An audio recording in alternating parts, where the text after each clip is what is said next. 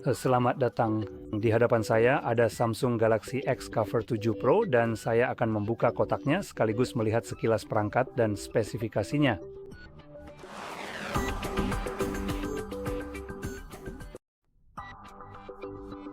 Baiklah, mari kita langsung saja ke pokok bahasan.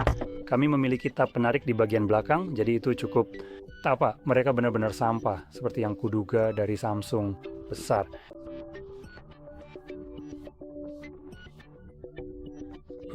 Karena tentu saja mereka tidak dapat bekerja dengan benar. Saya masih membutuhkan pisau. Kalau memang mau dibuat jelek, sebaiknya jangan dipasang sama sekali. Baiklah, lanjut saja. Di dalam sini kita punya kabel pengisi daya Type-C ke Type-C dan hanya dokumen, jadi tidak ada yang istimewa. Lalu ada ponselnya. Oh, ternyata baterainya bisa dilepas. Oke. Dan ya, sepertinya itu satu-satunya keunggulannya. Jadi, mari kita sisihkan dulu.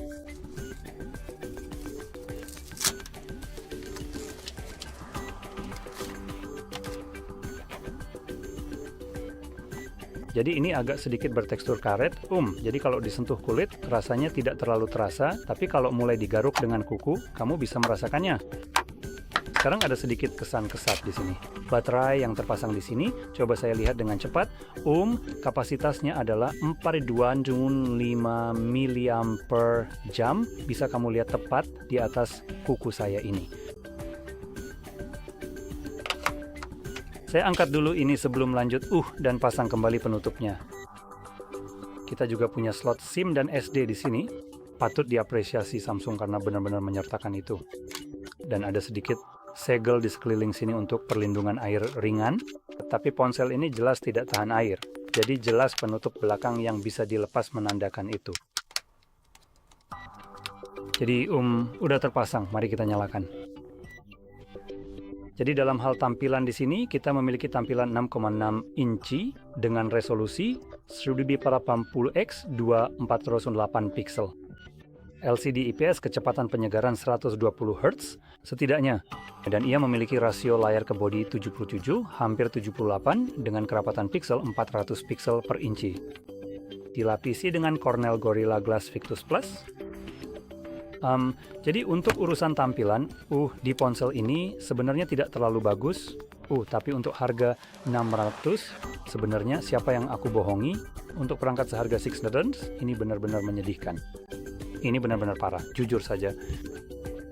Dan nanti akan saya bahas lebih lanjut kenapa saya menganggap ini benar-benar sampah, karena ada ponsel lain yang menurut saya hampir semuanya lebih baik. Tapi seperti yang saya bilang, saya akan membahas perbandingan spesifikasi satu persatu di akhir kalau kamu tertarik. Oke, lanjut dengan baterai 4350 mAh, GSM Arena sepertinya lebih kecil. Apakah memang lebih kecil? Ya 2660 atau 2205. Apa yang harus saya lakukan? Jadi mereka seperti memberikan hampir 100 mAh lebih di GSM Arena. Tapi ya sudahlah, hampir sama. Kamu juga tidak akan merasakan perbedaannya. Jadi dengan baterai itu, kamu hanya bisa mengisi dayanya dengan daya kecil, 15 watt. Jadi itu selevel dengan Samsung. Jujur saja, sebuah flagship seperti ini, S25, hanya mengisi daya di 25 watt, yang benar-benar lelucon untuk ponsel yang dirilis tahun 2025.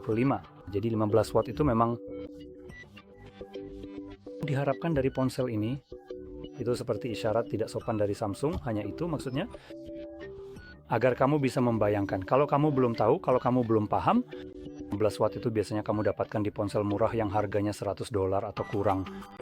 Jadi ini benar-benar lelucon yang menyedihkan untuk kecepatan pengisian daya sebuah ponsel yang dirilis tahun ini. Sekarang melanjutkan ke tampilan perangkat tepat di bodinya, kamu bisa melihat bezel yang sangat tebal dengan rasio layar ke bodi sekitar 77% atau 78%, dagu yang besar, dan bodi yang tebal di seluruh sisi. Karena bodinya terbuat dari plastik, yang justru menghilangkan kesan perangkat tangguh jika bodinya terbuat dari plastik. Plastik adalah salah satu jenis material yang paling tidak tahan lama karena mudah sekali rusak. Jadi saya bisa mengambil pisau cukur dan menggores plastik itu dengan sangat mudah. hal yang tidak bisa saya lakukan pada layarnya. Jadi saya hanya ingin menegaskan hal itu. Sebagai ponsel tangguh, plastik bukanlah pilihan terbaik di sini menurut saya. Bagaimanapun juga, mari kita lanjutkan dan bicara soal kameranya. Jadi kita punya apa yang tampaknya adalah setup kamera ganda di bagian belakang, dan Samsung bukanlah salah satu perusahaan yang memasang kamera palsu di sana, jadi itu cukup bagus. Kamera utamanya adalah sensor wide 15 megapiksel dengan aperture f1.8, lalu ada juga kamera ultra wide 8 megapiksel dengan aperture f2.2. Kamu bisa merekam video hingga 4K pada 30 frame per detik, dan hal yang sama juga berlaku untuk 1080p. Sayangnya tidak ada opsi 60 fps. Lalu di bagian depan, kita punya kamera selfie 13 megapiksel wide yang juga bisa merekam 1080p 30 fps.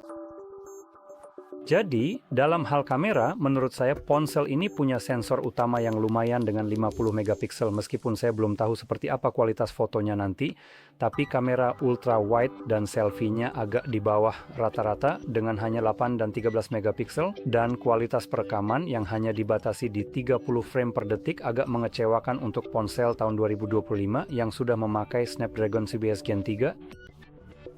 Prosesor ini saya cukup yakin sebenarnya mampu merekam di 60 fps. Bagaimanapun juga,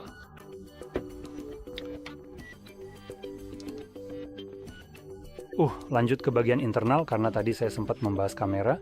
Selain baterai, kamu mendapatkan RAM 6 GB. Itu satu-satunya pilihan. Tidak ada alternatif lain. Dengan penyimpanan 128 GB yang bisa kamu perluas menggunakan kartu SD, tapi tidak ada pilihan lain yang menawarkan kapasitas penyimpanan lebih besar di ponsel ini. Kita juga, seperti yang saya sebutkan, punya Snapdragon 7S Gen 3, jadi ini adalah prosesor kelas menengah, cukup baru, tapi saya rasa ini bukan yang paling baru, sepertinya sekarang sudah ada Gen 4. Jadi ya, dan untuk pengisian daya, kita sudah menggunakan Type-C yang mungkin sudah kamu harapkan dari ponsel seperti ini. Kita juga punya grill speaker di sini dan 2 pin pogo yang saya kira digunakan untuk mengisi daya di dock. Saya tidak tahu seberapa jelas ini terlihat, tapi yang di sebelah kanan ini bukan skrup, ini tampaknya adalah pin pogo. Mari kita lihat apakah saya bisa menekannya. Oh, mereka tidak menekan. Sekarang di sisi kanan kita memiliki volume, bukan tombol volume, tapi tombol daya yang berfungsi ganda sebagai rocker, kunci rocker. Tidak dapat berpikir jernih. Tombol daya yang berfungsi ganda sebagai sensor sidik jari, itulah yang ingin saya katakan. Dan pengatur volume kami. Lalu di bagian atas ada tombol tambahan yang saya tidak tahu apa itu. Oh, halo. Itu lampu kilat, jadi layar harus menyala supaya berfungsi. Kita juga punya grill mikrofon. Lalu kita punya... dan apa ini sebenarnya? Kamu tidak yakin tombol ini untuk apa, tapi aku cukup yakin ini punya fungsi tertentu. Mungkin terkait dengan perangkat lunak, tapi yang jelas, ya, itu saja tentang, semua yang ada pada desainnya. Bodinya terbuat dari plastik, seperti yang sudah saya sebutkan, cover plastik, rangka plastik, bagian depan kaca, dan Dengan itu, dalam pikiran, satu hal lagi, ponsel ini menjalankan Android 15 lagi, seperti yang diharapkan dari ponsel yang dirilis tahun 2025. Ponsel ini hadir dengan One UI 7, dan tidak ada keterangan di GSM Arena bahwa ponsel ini akan mendapat dukungan siklus hidup selama 5 tahun, seperti misalnya lini S25. Jadi saya tidak tahu apakah itu juga berlaku di sini atau tidak. Semoga saja iya, tapi hanya sekadar mengingatkan. Dan seperti yang saya katakan, semua kekecewaan itu terjadi pada harga hampir $600 ala ESO. Dolar yang dengan harga tersebut pada dasarnya Anda harus membayar 3 kali lipat lebih mahal untuk sebuah ponsel yang harganya lebih murah daripada ponsel yang tidak ada apa-apanya dari merek tersebut, yang disebut CMF Phone 2 Pro. Harganya hanya sepertiga dari harga aslinya. Mari kita lihat CMF Phone 2 Pro. Dan sekadar memberi Anda gambaran, dengan harga sepertiganya, Anda memperoleh baterai lebih besar, pengisian daya 3 kali lebih cepat, baterai 5000 mAh, RAM 2 GB lebih banyak, jenis prosesor yang hampir sama atau mungkin bahkan lebih cepat, saya tidak begitu yakin. Ini adalah Dimensity 7300 Pro. Ini juga merupakan prosesor kelas menengah, sekitar jenis kinerja yang sama. Saya minat tahu apakah generasinya. Saya tidak tahu apakah itu berarti ini adalah generasi yang lebih baru, yang mungkin membuatnya lebih cepat. Tapi secara keseluruhan, meskipun tidak, performanya akan sebanding. Dari segi kamera, Anda mendapatkan sensor utama 50 megapiksel, telefoto 50 megapiksel, dan ultra wide 8 megapiksel.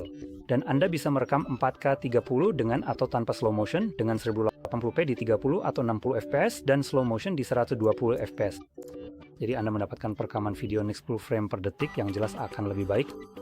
Penyimpanan bisa diperluas, tapi Anda mendapatkan lebih banyak jika Anda memilih opsi penyimpanan 250 GB dan untuk layarnya ukurannya sedikit lebih besar.